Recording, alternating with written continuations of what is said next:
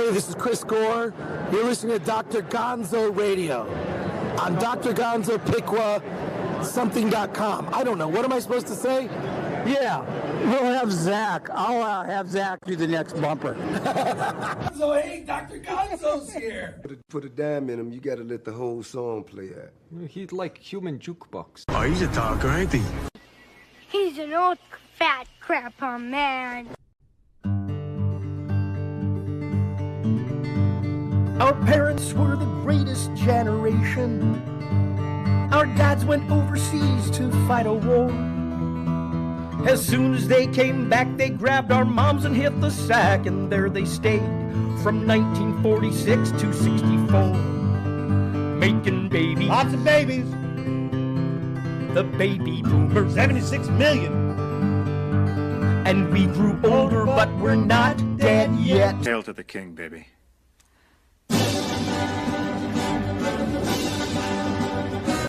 I'm so confused. Hey, this is Chris Gore. You're listening to Dr. Gonzo Radio on Dr. Gonzo Piqua something.com. I don't know. What am I supposed to say? Yeah, we'll have Zach. I'll have Zach do the next bumper. So, hey, Dr. Gonzo's here. Put a dime in him, you gotta let the whole song play out. He's like human jukebox. Oh, he's a talker, ain't he? He's an old fat grandpa man. Our parents were the greatest generation. Our dads went overseas to fight a war.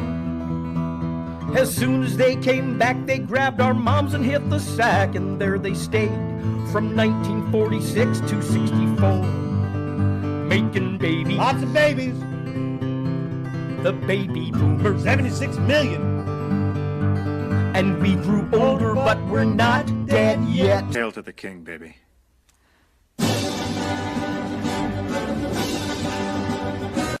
I'm so confused. I think probably the appeal of comics is, A, you're reading a story, and if it's a story you like, the type of story you like, you're halfway home. But B, you can also look at the pictures while you're reading the story. Now, a lot of people say, well, that's no good. It doesn't give your imagination a reason to grow and develop. I think that's nonsense for this reason. Shakespeare wrote plays. Should you never see one on the stage? Because then you're seeing what he wrote, and your imagination isn't visualizing it. Maybe we shouldn't have stage plays. Maybe we should just read his scripts. You go to see a movie. Maybe you shouldn't go to the movie. Maybe you should just buy the screenplay. I mean, obviously, on the face of it, that's nonsense. Well, it's the same with a comic strip. A comic strip, in its own way, is like theater. You have the story, you have the illustrations. Steven Spielberg said to me once, incidentally, you may have realized by now, I'm the world's biggest name dropper. But he said to me once, you know, Stan, you and I do essentially the same thing, except my pictures move. There is nothing wrong with reading a story and looking at the pictures. It's a great way to be entertained. And it's a simple way if you don't want to wade through a 300-page book. If you just don't have the time, it doesn't mean... I don't know anybody who reads comics who doesn't read books. Because if you develop a facility at reading, you'll read anything. And speaking of that, this is another thing I've lectured about a lot when I've gone to high schools and reading classes. There is nothing better than a comic book to help students learn to read. Because today we're living in an age where kids don't read as much and don't want to read as much and feel they don't have to read as much because they get it all on the screen, whether it's a computer screen or a movie screen or a TV screen or a cell phone screen. But a comic book is the one thing they will read. And I've done this experiment with teachers. You put a TV show on and put a youngster in a chair and put a coffee table between the TV and the chair and put a comic on the table, preferably a Marvel comic.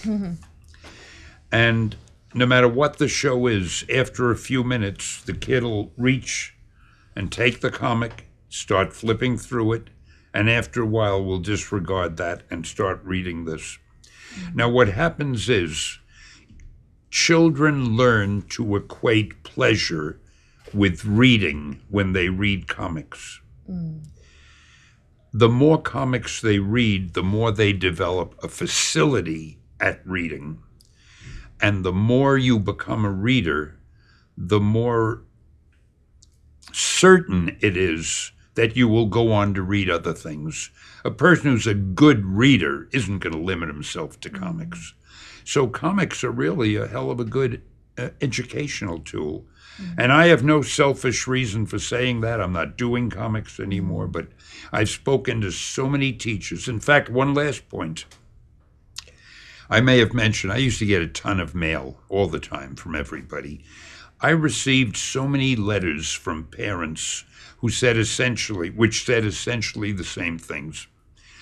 Stan, I can't understand it. Little Johnny, I could never get him to pick up a book or anything. And I'd see him reading a comic and I'd yell at him, but finally I let him read them. They were the only things he'd read. And now I'm amazed. His grades in school in English were poor. He's now getting good grades in vocabulary and writing and composition. And for some reason, it's since he's been reading the comics. I received more letters like that the kids were doing better in composition and in English after reading comics. And of course, the ones I wrote, I think I was the first one to do this. I didn't limit the vocabulary to young people.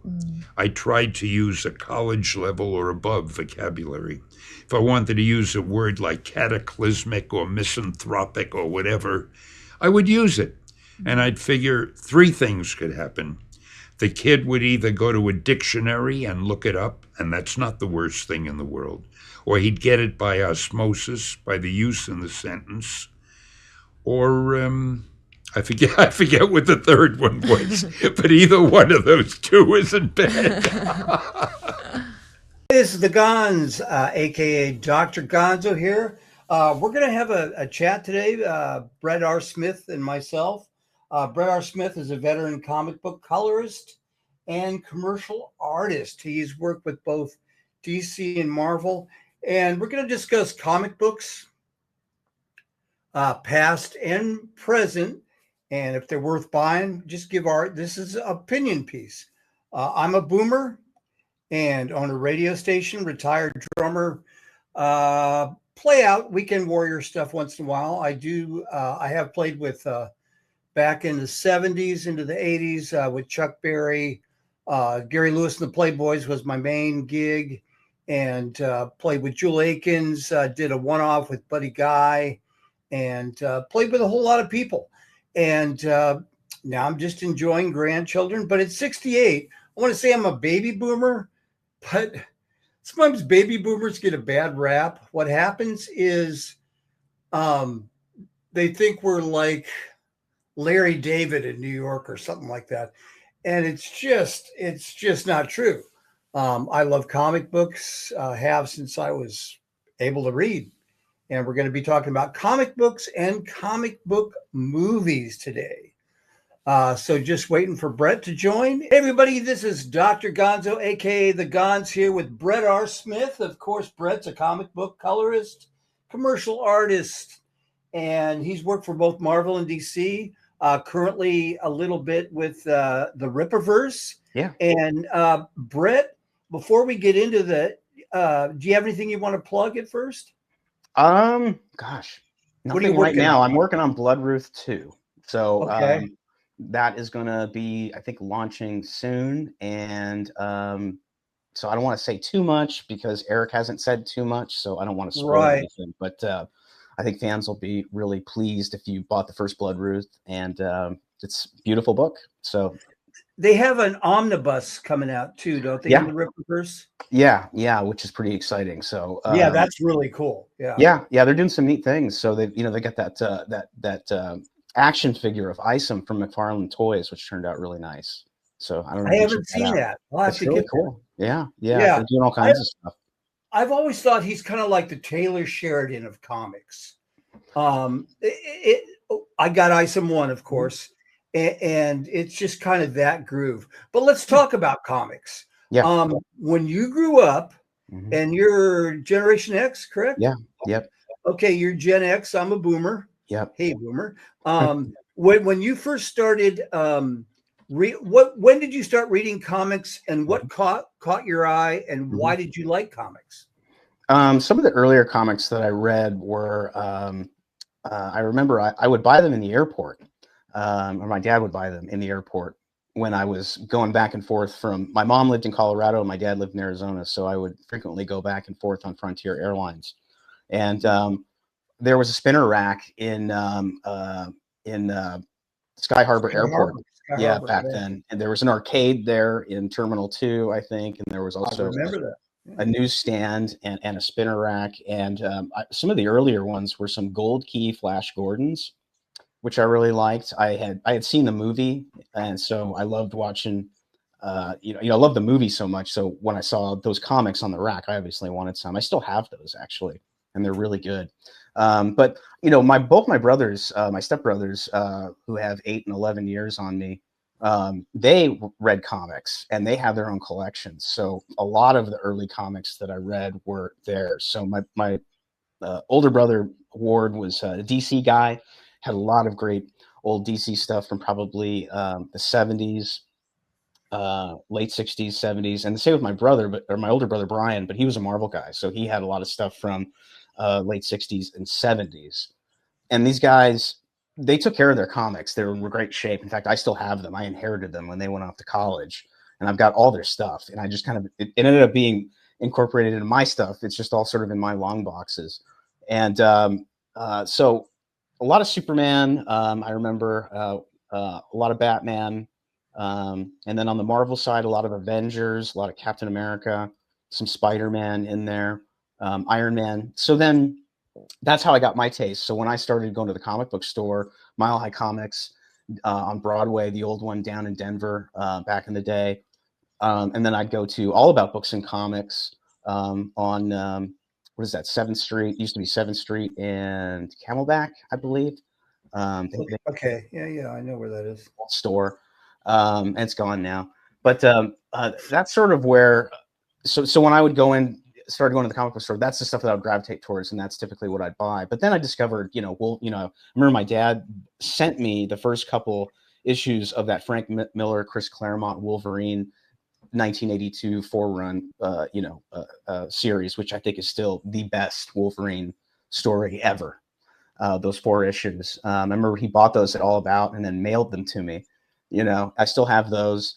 So then I got interested in Wolverine, and that got me into the X-Men. So, and then of course I had friends who read too, and they were kind of into their own stuff. I had a friend who was really into Fantastic Four. So, it was, it was such a great time to be reading that stuff, because you could go back to the original stuff, and then also with, that I had with my brothers, and then also the new stuff. And then how did you get into actually working in the comic books? Tell us a little bit about what you colored on, and all that. I'm sure people would be interested in that love comics still. Yeah, I started working at a comic book store when I was like 12, 13, and it was called Planet Comics in Scottsdale, Arizona, in Scottsdale and Shea. It was right next to the Dairy Queen. Dairy Queen is still there. And the comic book store got turned into a gun store, which is kind of cool. But I started working there and just working for trade and working for cash. I would paint the windows on the outside, comic book characters, in order to get, traffic. And they paid me for that. Those are like some of my early kind of like commissions, And a lot of time I just worked for trade because I loved comics. So I wanted to expand my collection. But While I was working there, Brian Polito from Chaos Comics, which we used to shop there because their studio was in Scottsdale Air Park, which was, a couple miles away. And I was going to college at the time, so I had some portfolio work that I had built up. And Brian and I just, we were introduced to each other one day. We just hit it off. And he looked at my stuff, and he thought that my color work was really strong, because obviously I had drawing and I had inking, and I was trying to obviously become like a penciler, which is everyone's dream.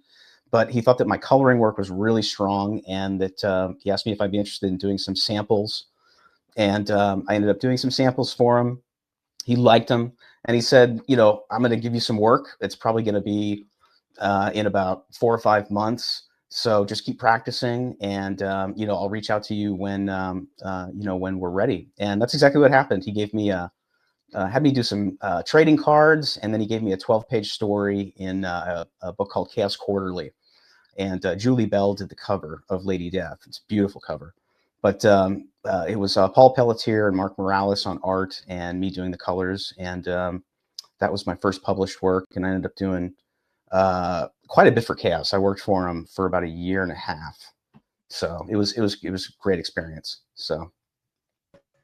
Well, and then we come a little bit of my comic experience. I started out as a DC guy because I'm older, and I still have Action Comics with Superman and Supergirl and Crypto and Streaky the Cat on there. That was my mom's comics. Mm-hmm. Every Sunday after we got home from my grandma and grandpa's, we would all lay down on the floor in our living room and read comics. Mm-hmm. My dad liked Black Hawk, Sergeant Rock and Easy Company. That's good stuff. Yeah, and see, we'll talk about James Gunn a little bit later, but he dropped a little bit of Sergeant Rock and Easy Company and Creature Commandos, and it on the backstory of GI Robot, which was pretty cool.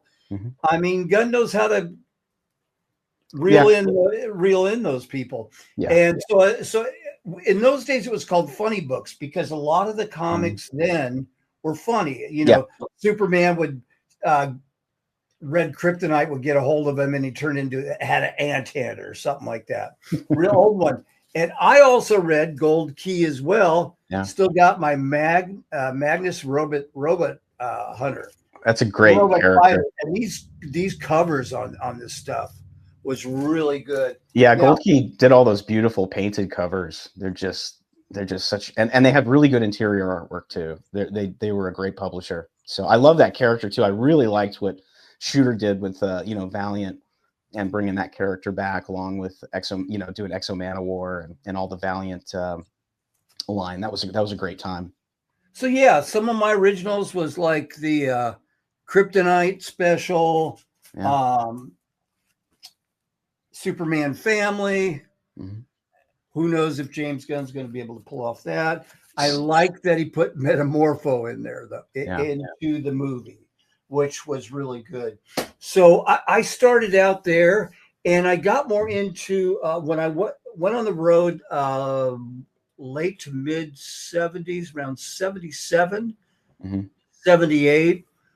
We'd opened for the Runaways, and special thanks to Cherie Curry for doing a bumper for me for Cherry Bomb, which was cool. Got to talk with her a little bit. We opened up for them when I was in a band called Alien in Tucson, and that we did a lot of travel time. So that's when I started getting into. That's when around the time Chris Claremont, John Byrne, they took over X-Men. Yeah, and I mean the Dark Phoenix saga. Yeah, I bought that. I bought that at Mile High in the '80s. I bought the. It was all the issues combined. I still have it. It's like a little graphic novel of that whole Dark Phoenix run, and man, that was just it's just life changing. It's amazing. Yeah, this is. I just got the graphic novel. It's a buyer's market out there right now, folks. Yeah. I bought this little gem, which is almost like heresy to me. What an insult to Claremont and John Byrne. The Kamala Khan, and we'll get more into this a little bit later. The whole Kamala Khan thing is more with Legion. and stuff like that. But here's, I read a lot of those on the road, you know, and I still have those comics. So we're going to. Hail to the king, baby.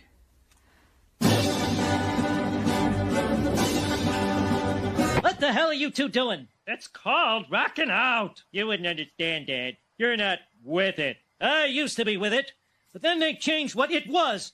Now what I'm with isn't it, and what's it seems weird and scary to me. It'll happen to you. And this is Dr. Gonzo for all you baby boomers.